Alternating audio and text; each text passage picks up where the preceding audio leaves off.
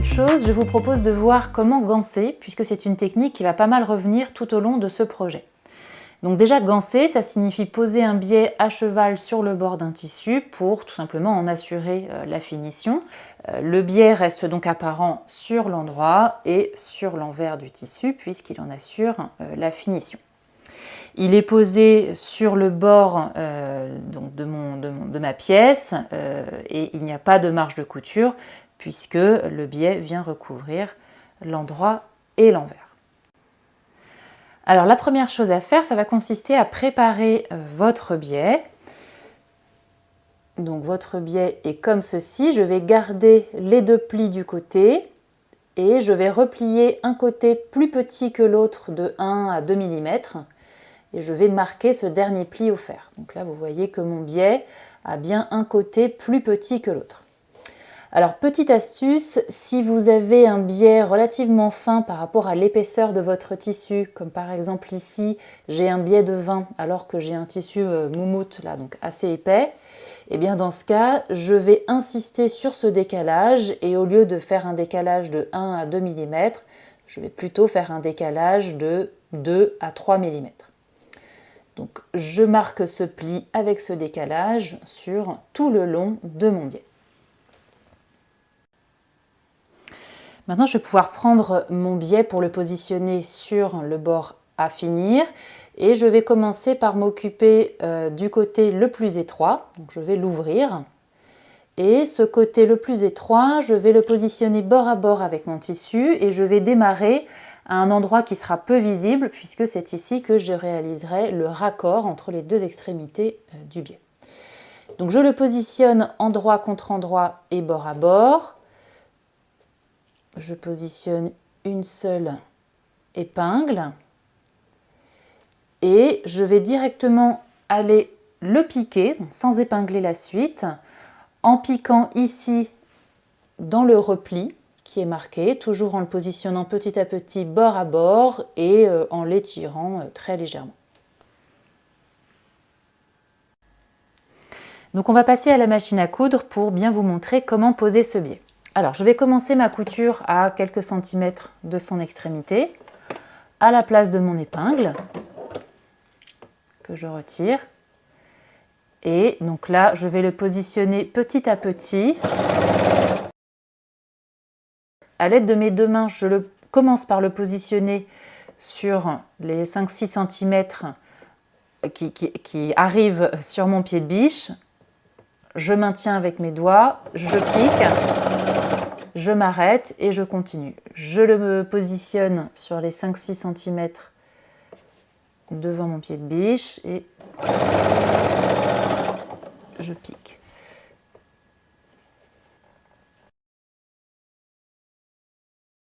Ici, au niveau des courbes, là, il ne faut surtout pas étirer le biais et bien au contraire. Donc de la même façon, je positionne, donc je le laisse aller bien bord à bord, je laisse un peu de mou, je le tiens avec mes doigts uniquement. Donc là, je lui fais épouser la forme. Puis ensuite, je redresse l'ensemble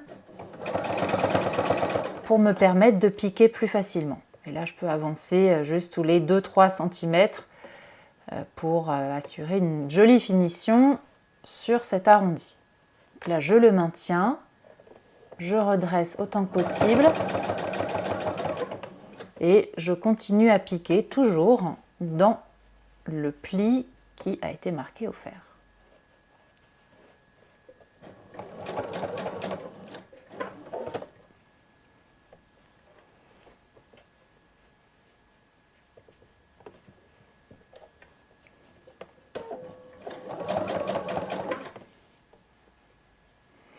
Donc là, vous voyez, je prends vraiment mon temps sur la courbe.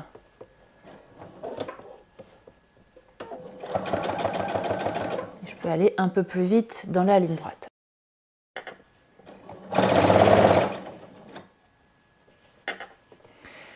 Et je continue de le positionner, de le piquer de cette façon sur tout le tour, jusqu'à ce que mes deux extrémités soient proches l'une de l'autre. Et là, on va voir comment faire un raccord. Et maintenant, donc lorsque ma deuxième extrémité de biais ici arrive proche de la première, je vais donc totalement déplier le biais du côté déjà piqué et je vais le plier à 45 degrés en le bloquant sur la couture. Donc je le plie de cette façon. Et la deuxième extrémité du biais va passer par-dessus, où là je vais continuer ma couture. Et à ce niveau-là, au niveau de la couture de la première extrémité, en fait, je vais rentrer ma nouvelle couture d'1 millimètre dans la marge de couture. Donc au lieu de piquer à 1 du bord, je vais piquer à 0,9.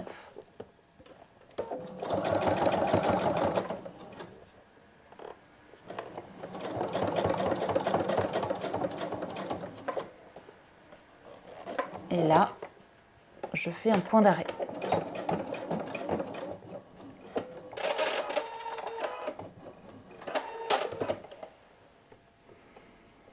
Donc voilà ici la couture de la deuxième extrémité qui rentre un petit peu à l'intérieur par rapport à la couture de ma première extrémité. Maintenant, je vais pouvoir recouper mon biais et on va voir comment faire le raccord.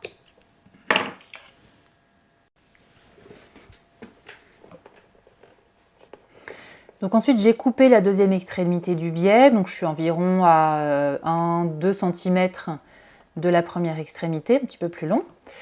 Maintenant, je vais tous les deux entièrement les déplier et je vais rabattre la première extrémité sur la deuxième. Donc, première extrémité toujours pliée à 45 degrés. Et ici, je vais positionner toutes les épaisseurs bien bord à bord.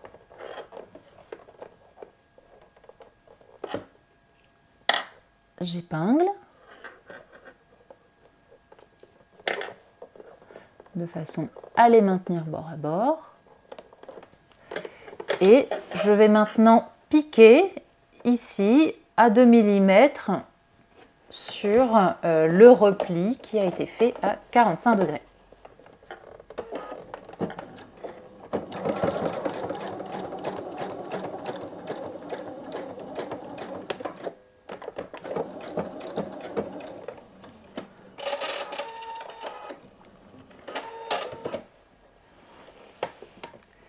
Et donc voilà tout simplement le raccord qui est maintenant terminé. Et ensuite, je vais pouvoir recouper le surplus de matière à 5 mm de la couture pour limiter les surépaisseurs. Alors, petite particularité quant à la pose du biais sur cette poche. Donc là, j'ai réalisé ma première couture donc qui a permis d'assembler le biais. Ensuite, aux extrémités, avant de le replier sur lui-même, je vais replier ce qui dépasse vers l'envers de la poche pour enfin replier le biais sur lui-même totalement. Donc là, je peux poser une épingle et ensuite je reprends la pose du biais de façon classique et ça permettra donc d'avoir de jolis angles joliment terminés en haut de la poche. Et ensuite, donc une fois que la première couture a été faite, que le raccord a également été terminé, je vais pouvoir, pourquoi pas déjà, retirer les effilochures, là, si elles me gênent. Ce ne sera pas nécessairement gênant, mais parfois ça peut l'être. Pour ensuite retrouver les plis de mon biais, replier selon ces plis qui ont été marqués au fer. Et là, je dois vraiment bien prendre tout le bord du tissu. Et mon biais doit même venir recouvrir la couture que j'ai faite précédemment. Donc là, ce que je vais pouvoir faire maintenant, c'est positionner des épingles qui vont permettre de parfaitement bien maintenir le biais sur cette couture. Donc je pique mon épingle à 2 mm du bord du biais et je dois en principe arriver dans la couture. Donc ça, c'est une étape qui va être un peu fastidieuse, mais qui est vraiment très importante pour vous permettre de finaliser la pose du biais et d'avoir un joli rendu. Au niveau des arrondis, si j'en ai, eh bien, je peux m'aider du fer à repasser pour donner une jolie forme à mon biais qui est très malléable.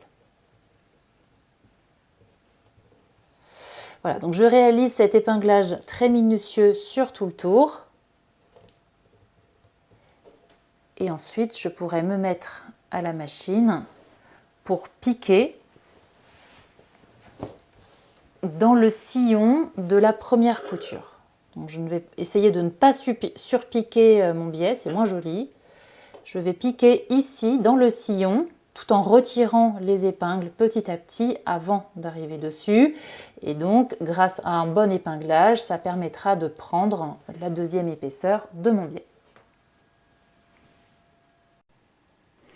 Alors attention, je voulais revenir sur le sens dans lequel vous allez poser les épingles, qui est vraiment très important à déterminer avant de les poser bien sûr, et surtout avant de passer à la machine, puisque si elles sont dans le mauvais sens, ça va être très difficile de les retirer petit à petit avant d'arriver dessus. Donc la première chose à voir, c'est dans quel sens est-ce que vous allez piquer votre gilet. Donc là, moi, je vais piquer dans ce sens-là, d'ici vers là-bas, et donc je vais positionner la pointe de mes épingles à l'opposé. C'est-à-dire que je vais mettre les pointes vers là-bas. Ce qui fait que quand je vais arriver dessus avec ma machine à coudre, je vais trouver d'abord la pointe, et ce qui va me permettre d'attraper la tête de l'épingle pour la retirer facilement. Donc voilà dans quel sens j'aurais dû les mettre. Donc là, moi j'ai déjà piqué, mais je les ai remises. Donc la pointe est bien vers ici. Et à noter que vous auriez aussi pu les mettre de l'autre côté. Donc dans ce cas, dans le sillon de la couture du biais, pour venir prendre derrière, attraper 1 ou 2 mm du biais qui a été retourné. Donc ici, vous avez ma couture donc, sur le biais qui se trouve à 2 mm du bord du biais, donc qui permet de parfaitement l'attraper. Et du côté de ce biais-là, alors parfois j'ai un peu débordé sur le biais, j'étais pas complètement dans le sillon, mais bon, c'est pas très grave, surtout avec ce tissu où la moumoute va venir cacher mon point. Mais sinon, c'est vrai que c'est encore plus joli, je trouve, quand on pique vraiment parfaitement dans le sillon, surtout si ça a tendance à se voir. Et donc voilà maintenant le biais qui est piqué sur tout le tour.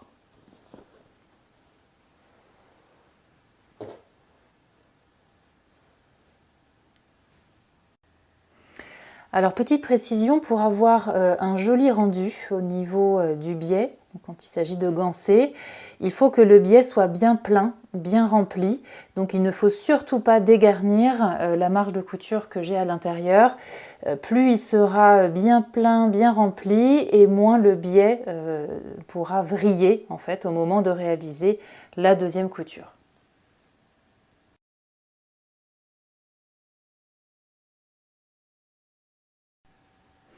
Allez, c'est parti pour faire ensemble tout le montage de cette veste. Donc je vais vous montrer vraiment toutes les étapes et je vous expliquerai comment préparer à chaque fois les différentes pièces. Je vous donnerai des petites astuces, tout ça pour vous permettre d'avoir un résultat au top. Alors, donc voilà moi le tissu que j'ai choisi. Donc il est à motif sur l'endroit et noir sur l'envers. J'ai commencé donc par couper toutes mes pièces. Donc pour ça, vous pouvez vous référer au tableau qui est indiqué, qui est présent dans la notice de montage, qui vous récapitule le nombre de fois qu'il faut couper chaque pièce dans le tissu et ou dans du thermocollant.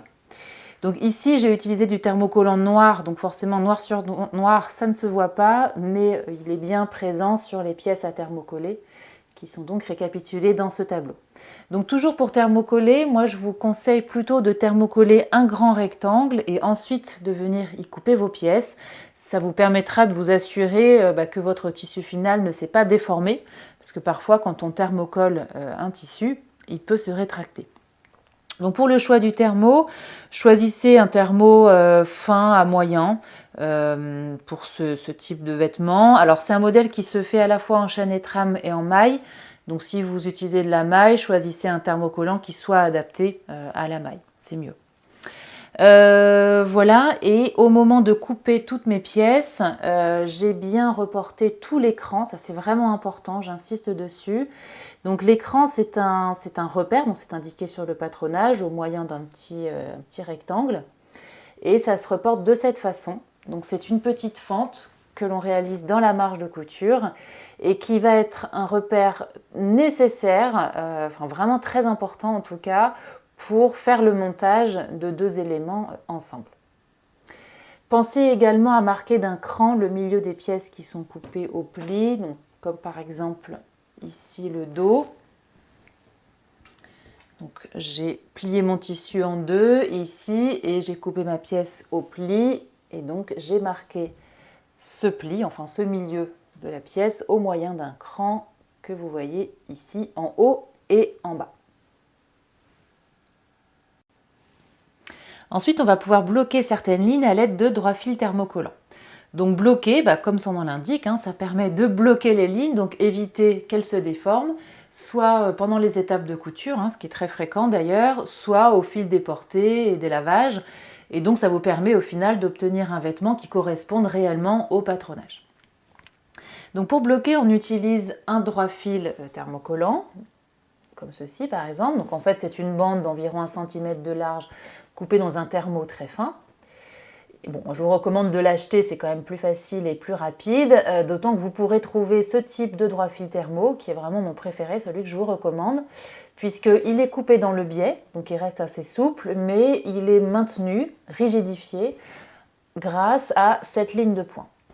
Et donc ça permet de donner une rigidité parfaite, ni trop importante, ni pas assez, et c'est vraiment l'idéal. Alors à noter que cette ligne de couture doit être positionnée au plus proche de la future couture, donc ça va dépendre des différentes marges de couture, on va le voir tout au long du projet. Pour avoir un peu plus d'infos sur cette méthode qui consiste à bloquer des lignes, je vous renvoie vers la vidéo qui lui est dédiée, à retrouver en scannant le QR code que vous retrouverez sur la notice de montage. Alors sur ce modèle, on va commencer par bloquer les emmanchures du dos et du devant, avec la particularité que on va mettre le droit fil thermo sur l'endroit du tissu et non sur l'envers. Sur les emmanchures, généralement, j'aime bien le poser sur l'endroit. Pourquoi? Parce que ça permet d'avoir un droit fil thermo qui sera toujours invisible, même sur l'envers du vêtement. Et moi, j'aime bien qu'un vêtement soit aussi beau à l'intérieur qu'à l'extérieur, donc je vous recommande plutôt de poser les droits fils des emmanchures sur l'endroit du vêtement. Mais dans ce cas, attention, il faut absolument qu'il ne déborde pas de la marge de couture. Donc sur mes emmanchures, la marge de couture est de 1 cm. Donc j'ai commencé par recouper en largeur mon droit fil thermo pour qu'il fasse 9 mm et je l'ai donc thermocollé pile au bord, donc sur une largeur de 9 mm sur tout le long. Et donc emmanchure, dos et devant. Et ensuite, on va pouvoir thermocoller l'encolure, donc du dos et du devant, mais cette fois-ci en posant mon droit fil sur l'envers du tissu, puisque l'encolure sera terminée au moyen d'un enforme, donc il sera parfaitement invisible. Donc ici, beaucoup moins de contraintes, je n'ai pas à recouper mon droit fil, je le pose tel quel, donc il se retrouve à 10-12 mm du bord, et je le thermocolle donc bien bord à bord. Donc ici sur l'encolure dos, et là sur l'encolure devant. Alors je précise quand même qu'avant de poser votre droit fil thermocollant, il faut vérifier à l'aide du patronage que votre ligne ne s'est pas déformée. Donc on peut positionner l'emmanchure à plat sur la table à repasser, repasser l'ensemble, vérifier avec le patronage que la longueur est bonne et ensuite thermocoller le droit fil. Ensuite, j'ai reporté la pince qui se trouve au bas du dos et sur l'envers du tissu. Donc elle est ici. Alors pour reporter une pince, il existe différentes méthodes. Ici, moi j'ai fait l'écran au niveau des extrémités de la pince, en haut en bas. Puis j'ai fait un petit trou dans le papier de mon patronage. Et dans ce petit trou, je suis venue marquer un petit point à la craie, donc avec ce type de stylo craie, Critérium craie en fait. Hop, j'ai marqué mon petit point, puis à la règle, j'ai tracé la jonction entre le point et chacun des crans. Donc j'ai bien marqué mes deux pinces en bas du dos. Et ensuite, sur l'envers du devant, j'ai thermocollé ici une bande de 6 cm de large sur toute la longueur que j'ai recoupée à la forme de l'encolure. Et enfin, pour terminer avec les étapes préparatoires, j'ai reporté l'emplacement des boutons sur l'endroit de mes devants. Donc alors là encore, il existe différentes techniques. Là, sur ce tissu qui est assez foncé et avec des motifs, la craie ne se voyait pas très bien. Donc j'ai utilisé la technique des épingles. Là, vous les voyez, elles forment une petite croix et donc elles permettent d'identifier le centre du bouton. Donc là, à vous de trouver la technique que vous préférez. Vous pouvez également passer un fil contrastant à la main, réaliser un petit point main pour indiquer l'emplacement des boutons. Donc je fais ça sur les deux devants, puisque d'un côté j'aurai les boutons et de l'autre les boutonnières.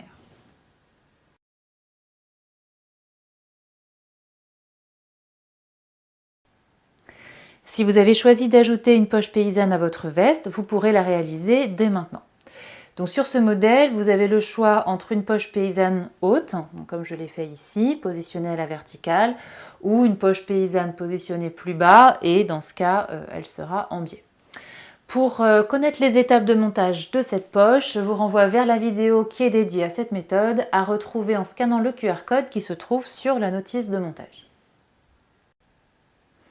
Alors petite astuce sur la poche passe-poilée et pour ce projet, dans la mesure où il est à réaliser dans des tissus plutôt assez volumineux, quand même un peu lourds, en principe les deux sacs de poche sont à couper, donc l'un en doublure et l'autre en tissu.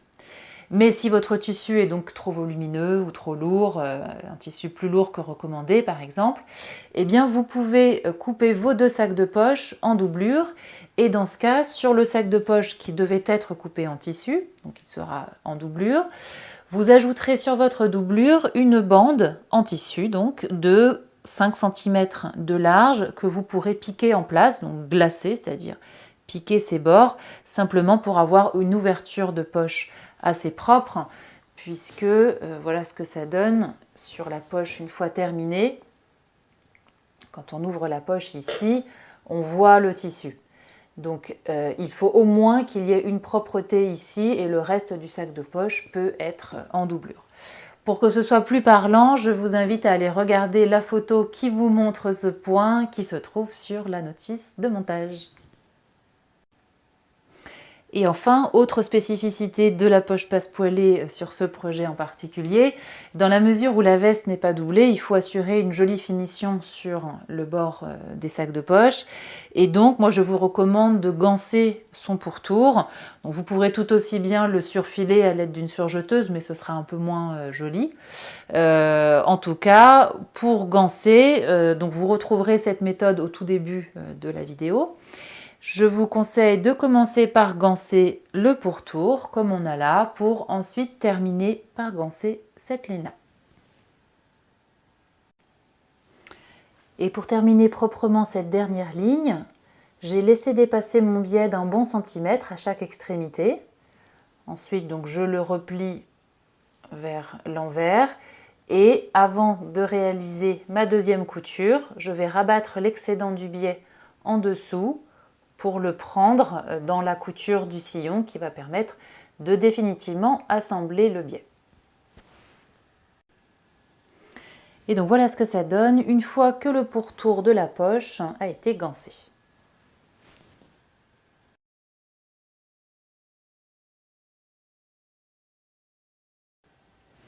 On va maintenant pouvoir s'occuper des pinces que j'ai reportées au bas du dos.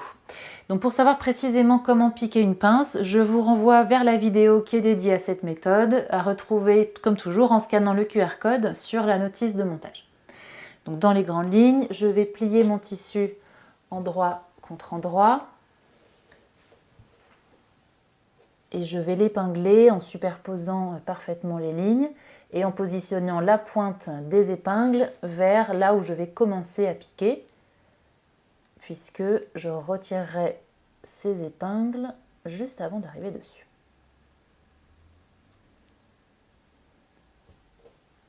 Donc, je prends mon temps pour bien la préparer.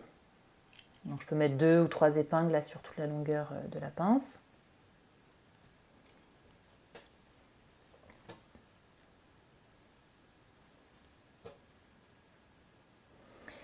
Et ensuite, je vais donc piquer en démarrant ici, je vais piquer jusqu'à son extrémité. Là, je vais sortir du tissu, piquer plusieurs points dans le vide, de façon à créer une sorte de petite chaînette qui va permettre de bloquer la pince. C'est ce que j'ai fait de l'autre côté.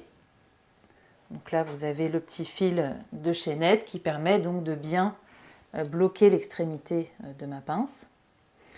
Et enfin, à l'aide de mon fer, j'ai plaqué la ressource, c'est-à-dire le surplus de tissu qui est induit par la formation de la pince, donc ceci. Je l'ai plaqué vers le milieu du dos. Et enfin, j'ai glacé son extrémité, donc c'est-à-dire que j'ai piqué quelques points dans la marge de couture, simplement pour la maintenir bien en place. Et ensuite, je vais pouvoir épingler endroit contre endroit le devant et le dos au niveau des épaules.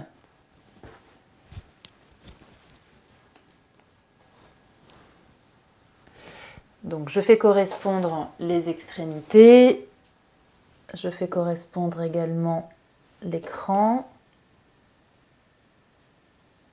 Je positionne mes épingles perpendiculaires à ma future couture.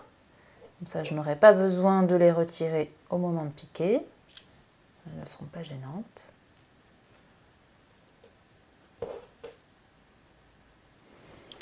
Voilà, ensuite je vais épingler le côté. Donc la même chose, je commence par faire correspondre les extrémités. Je fais ensuite correspondre l'écran.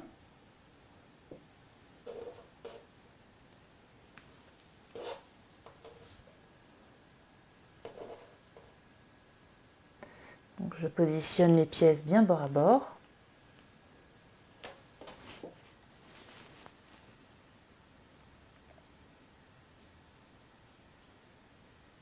Donc je peux rajouter plus d'épingles, bien sûr, pour être plus à l'aise si besoin. Mais à minima, j'en mets aux extrémités et au niveau d'écran.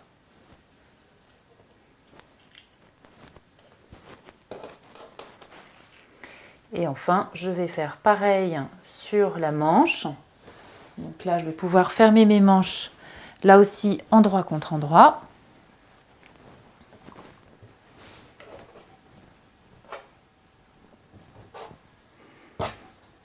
Et à nouveau, épingle aux extrémités et au niveau d'écran.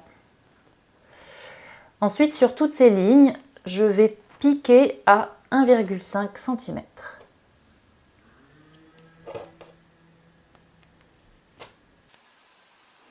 Et après avoir piqué à 1,5 sur toutes ces lignes, j'ai ouvert les coutures à l'aide de mon fer à repasser. Alors maintenant, je vais pouvoir les gancer indépendamment, donc d'abord à droite puis à gauche. Et petite particularité sur ce tissu, là on voit que le molleton dépasse et risque d'être un petit peu gênant pour gancer justement mes marges de couture. Donc je vais commencer par couper ce qui dépasse, mais sans couper de tissu. Voilà, je coupe vraiment là ici le molleton qui est en trop, qui risque d'être un peu gênant pour gancer, mais sans réduire ma marge de couture. Et ensuite, pour gancer ces différentes marges, eh bien rendez-vous au début de cette vidéo où je vous explique comment gancer. Et petite particularité, sur ce modèle, on va arrêter le biais. Alors au niveau de l'épaule, on va l'arrêter 1 cm avant d'arriver sur l'encolure. Donc 1 cm avant la fin de la marge de couture. Donc ici, on s'arrête 1 cm avant. Là, on va jusqu'au bord. Et au niveau du côté, en haut, je vais jusqu'au bord et en bas, je m'arrête également 1 cm avant l'extrémité. Et pour la manche, on va pouvoir la gancer de tout en haut jusque tout en bas. Ensuite, sur cette même manche, je vais également gancer la ligne du bas, donc sur tout le pourtour de la manche, puisque l'ourlet est inclus à cette manche. Et donc voilà ce que ça donne une fois que le bas de la manche est gancé.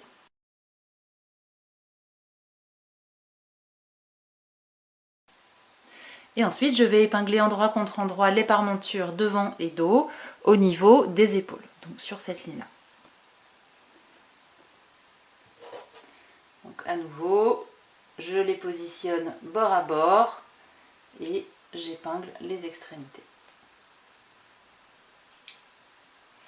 Ensuite, sur ces 2 lignes, je vais pouvoir piquer à 1 cm, puis ouvrir la couture à l'aide de mon fer.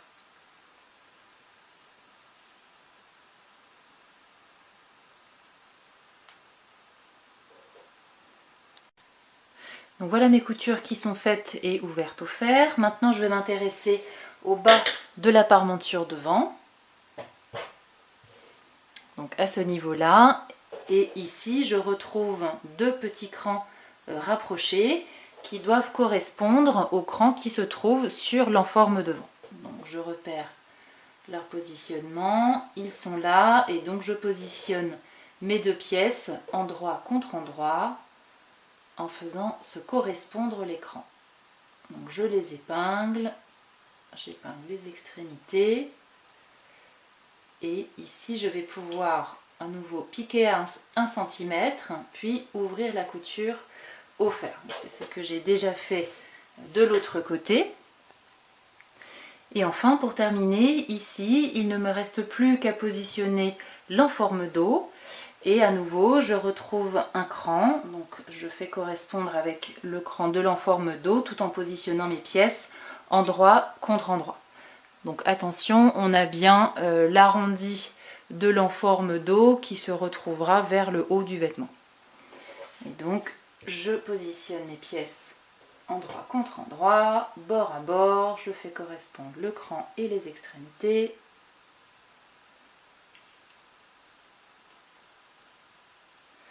Et de l'autre côté de l'enforme dos, eh bien, je viens positionner l'autre enforme devant, là aussi en faisant correspondre les crans. Et donc je me retrouve avec un ensemble fermé, formé par les parmentures ainsi que les enformes. Et donc ici, de la même façon, je vais piquer à 1 cm pour ensuite ouvrir les coutures au fer. Maintenant, je vais pouvoir ganser sa ligne intérieure, donc c'est-à-dire sa ligne qui ne comporte pas de cran. Et donc, ce sera cette ligne-là, hop, en faisant le tour de la parmenture, et je vais ganser tout le tour d'un seul tenant. Alors petite astuce ici, donc là j'ai réalisé la première couture de mon biais, j'ai commencé à le préparer pour pouvoir réaliser la deuxième couture, donc en mettant des épingles. Mais avant ça, j'ai commencé par dégarnir les extrémités des marges de couture, donc au niveau de chaque assemblage, de chaque marge de couture, je dégarnis ces marges, donc je coupe un petit carré, donc je ne recoupe pas la couture. Ça va me permettre de limiter les surépaisseurs et ce sera beaucoup plus facile de poser mon biais. Et donc voilà ce que ça donne une fois que le biais a été posé sur le pourtour de cet ensemble de pièces. Maintenant je vais pouvoir le positionner, l'épingler endroit contre endroit avec mon buste.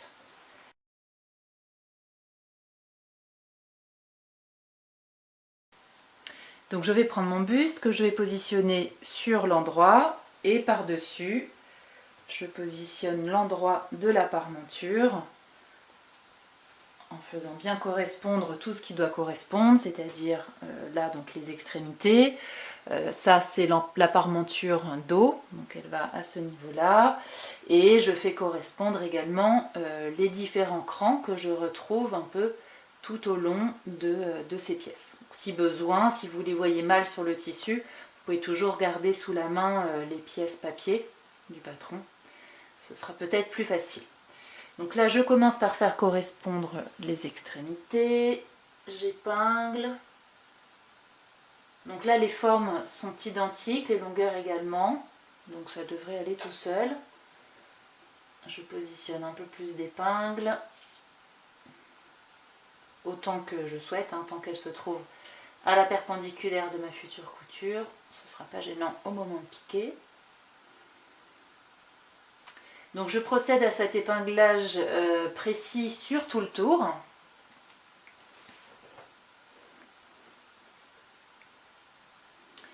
Là je retrouve un cran double. Je fais correspondre sur la ligne du bas les différentes coutures. Donc les coutures des côtés du buste avec les coutures des enformes. Et une fois que l'épinglage sera terminé, je vais pouvoir piquer sur tout le tour et d'un seul tenant à 1 cm.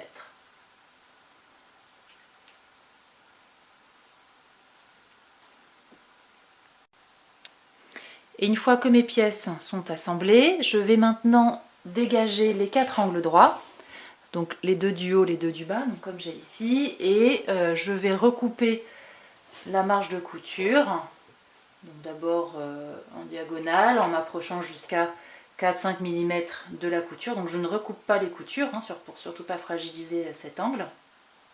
Si jamais je dois les recouper, eh bien je repique par-dessus pour solidifier l'angle. Donc ça va aider à avoir un bel angle au moment de retourner l'ensemble sur l'endroit. Et donc pareil, au bas de la veste, ici j'ai également un angle droit, donc pareil, je dégage cet angle pour l'aider à bien se retourner.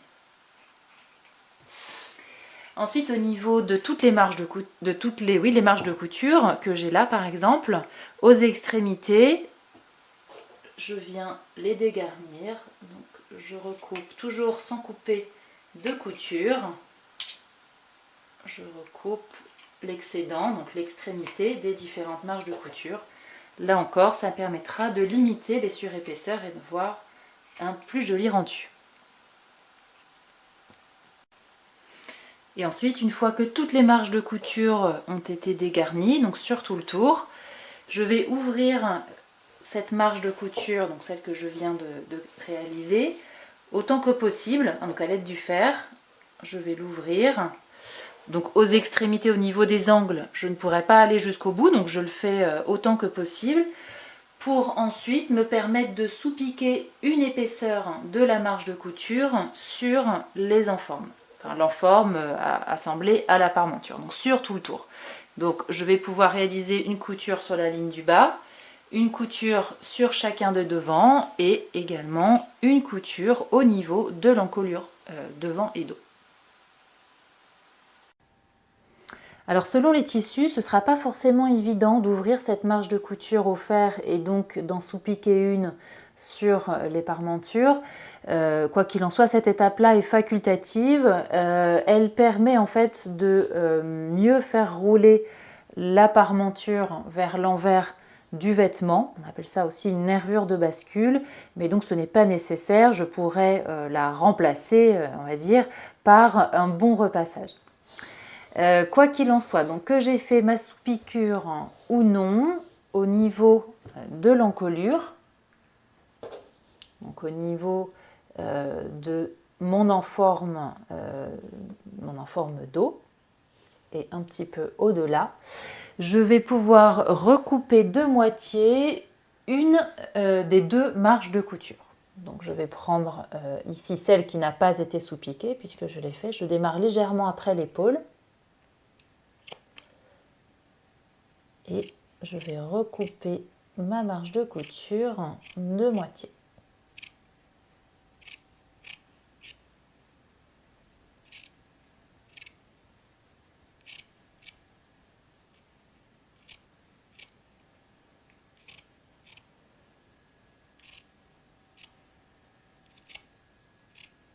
Pour aller juste après l'autre épaule.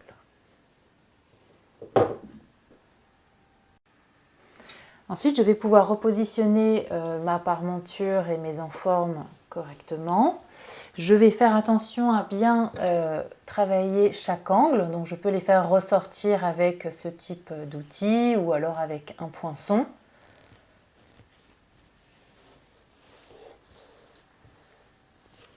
Donc je retourne bien comme il faut tous mes angles et à l'aide du fer à repasser, je vais donc correctement positionner le tout.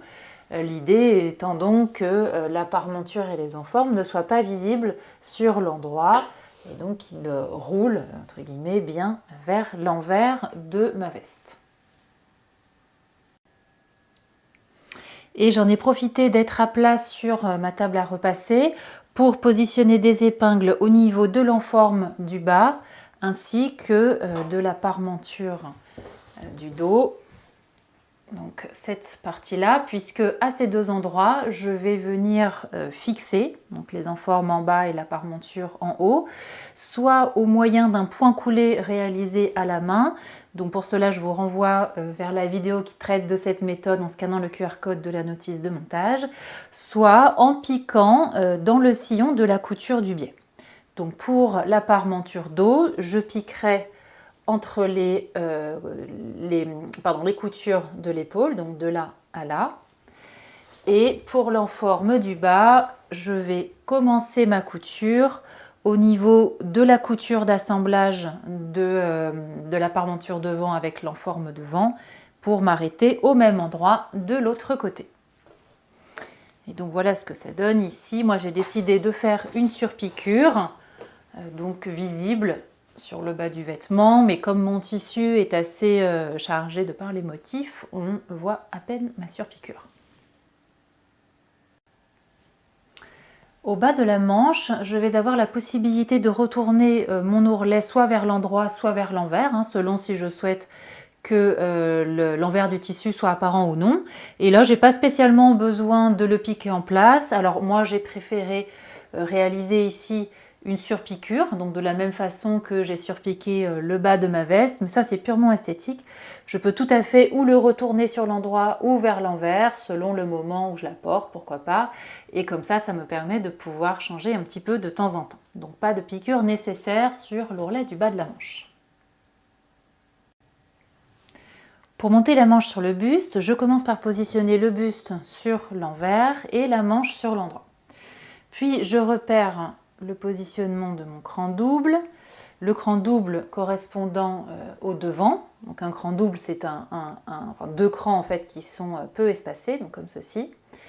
Et donc le cran double va devoir correspondre de la manche, va devoir correspondre avec le cran double de l'emmanchure. Donc je passe la manche par l'intérieur pour la mettre sur son emmanchure correspondante et je vais maintenant épingler manche et emmanchure en faisant correspondre les différents points qui doivent correspondre. Donc je commence par la couture de côté.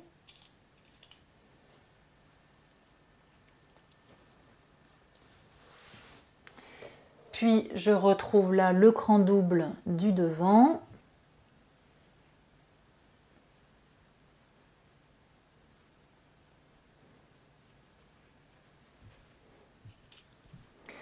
Ensuite, j'ai le cran du haut de la tête de manche.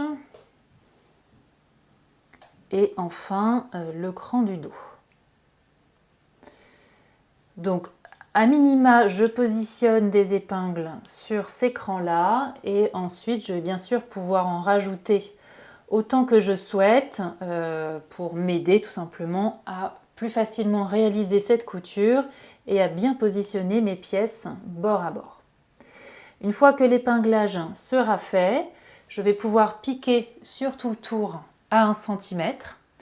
Puis pour terminer un peu plus joliment cette couture, je vais pouvoir soit la ganser, donc de la même façon que j'ai gancé la parmenture par exemple, soit comme elle sera assez peu visible, si vous avez une surfileuse, vous pouvez réaliser un surfil, donc la surjeter avec 3 fils d'une surjeteuse, ça suffira largement. L'idée c'est simplement d'avoir une bordure qui soit propre. Et donc voilà ma manche qui est assemblée. Et comme je le disais, donc pour réaliser une finition ici un peu plus propre sur cette marge de couture, eh bien je vais pouvoir prendre les 2 épaisseurs de la marge de couture en même temps, donc soit pour les ganser, soit pour les surfiler. Et ensuite, je pourrais plaquer cette marge de couture au fer vers la manche, mais sur le haut de la manche uniquement. Voilà, je ne la plaque pas au fer sur le reste de l'emmanchure. Et enfin, pour terminer, j'ai réalisé les 6 boutonnières horizontales sur le côté droit de la veste. Donc en principe, dans les étapes préparatoires, vous aviez reporté l'emplacement du centre des boutons puisqu'il est indiqué sur le patronage. Et donc, grâce à ça, j'ai pu positionner ma boutonnière en la faisant démarrer 2-3 mm un peu plus loin que le centre du bouton, un peu plus vers le devant. Voilà, à noter que les pattes de boutonnage, la droite et gauche, se recouvrent sur 4 cm. Donc ça vous permet de bien positionner bouton et boutonnière. Et ensuite, donc j'ai cousu mes 6 boutons en regard des boutonnières. Et dernière petite chose, si vous avez ajouté des poches paysannes sur votre veste, ça peut valoir le coup de maintenir les sacs de poche fixés avec la parmenture, donc pour éviter qu'ils se baladent et qu'ils soient visibles si vous mettez les mains dans les poches. Et donc j'ai piqué à la main ici quelques points entre l'extrémité de mon sac de poche et ma parmenture, de façon à bien laisser le sac de poche bloqué ici à l'intérieur de la parmenture.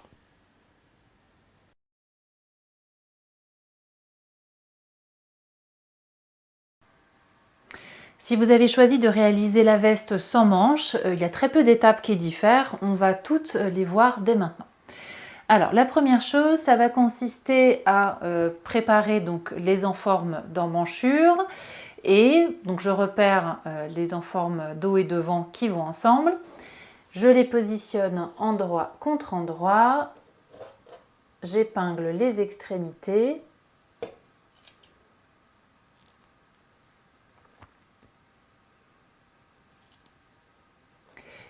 Je vais pouvoir ensuite les piquer à 1 cm, puis ouvrir la couture au fer.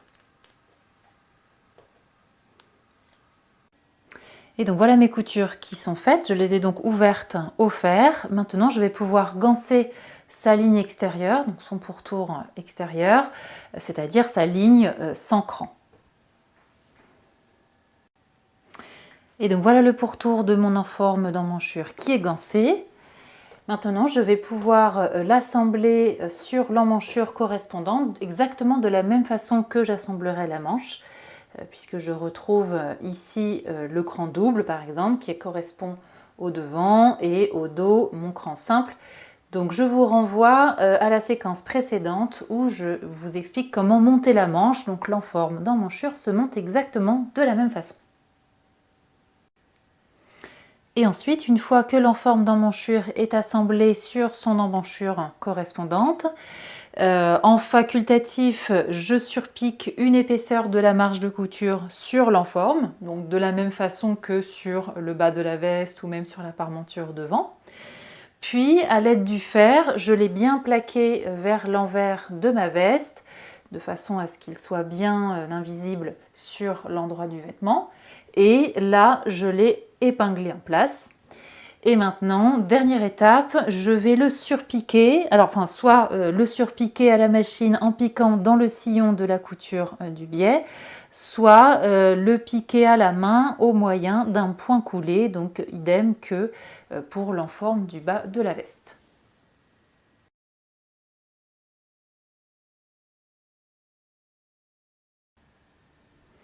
Ce modèle peut également se réaliser en maille, donc comme je l'ai ici. Donc là, j'ai commencé le montage du buste, mais je n'ai pas encore terminé. Donc là, c'est bien une maille qui, comme toutes les mailles, est extensible. Je vous recommande de choisir une maille qui ait une certaine tenue, c'est-à-dire qu'elle retrouve sa forme une fois étirée, pour éviter d'avoir un tissu trop lâche et puis qui perde sa forme. Et une maille qui ait un taux d'élasticité maximum de 40%. Voilà, au-delà, ça risque vraiment de déformer pas mal le modèle et ça risque de faire un petit peu trop. Si votre maille respecte ces critères, alors aucun problème, vous pourrez tout à fait monter votre veste de la même façon qu'une veste en chaîne et trame, à savoir avec le point droit classique de votre machine à coudre. Voilà, les coutures ne craqueront pas. J'en ai l'exemple ici, je peux tirer un peu, voilà, ça garde la souplesse, mais je n'aurai pas besoin de le tirer plus et le fil ne craque pas. Si néanmoins vous avez un tissu qui n'a pas de tenue ou qui a un taux d'élasticité supérieur à ce que je vous recommande, Dans ce cas, vous pouvez soit la piquer avec le point élastique de votre machine à coudre, quitte à faire un mini zigzag, soit même avec un point droit et un fil un peu élastique, je sais qu'il en existe. Concernant le biais, bien qu'il s'agisse de mailles, je vous recommande de quand même prendre un biais en chaîne et trame, donc un biais coton ou polycoton classique, parce qu'en fait un biais en jersey est vraiment plus difficile à poser, donc je vous déconseille de le choisir en jersey. La seule modification, adaptation à faire, c'est que le biais, au moment de poser, de faire la première couture, il ne faut surtout pas du tout l'étirer, pour, encore une fois, garder la souplesse au niveau des coutures. Donc, comme ici, par exemple, j'ai piqué mon biais, donc sans l'étirer, mais vraiment pas du tout, du tout, du tout. Tandis que sur le chaîne et trame, je l'étire légèrement. Là, je ne l'étire pas du tout. Et donc, ça garde la souplesse sans aucun souci. Alors à noter qu'il est également possible de monter la veste en maille avec une surjeteuse 4 fils qui à la fois assemble et surfile. Donc là vous pouvez faire toutes les coutures des côtés, des épaules, des manches, de la parmenture, etc. Le surfil viendra dans ce cas remplacer le biais. Donc c'est moins joli comme finition, mais c'est plus rapide et c'est tout à fait possible. Donc ensuite pour le montage de la veste en maille, aucune différence avec une veste en chaîne et trame, sauf pour le droit fil thermocollant que vous n'aurez pas à poser pour un projet en maille, donc pas de droit fil thermo, ni à l'encolure, ni aux emmanchures. En revanche, oui, il faudra bien thermocoller toutes les parties qui doivent l'être avec du thermocollant spécial maille, comme j'ai ici. Il sera notamment utile ici pour la pâte de boutonnage qui doit être solidifiée avant de réaliser les boutonnières, et sur d'autres parties comme les enformes et les parmentures. Et voilà, le montage de la veste est maintenant terminé. J'espère que vous avez bien réussi la vôtre, que vous en êtes très fiers et surtout que vous prendrez beaucoup de plaisir à la porter. Je vous dis à très bientôt pour une nouvelle vidéo.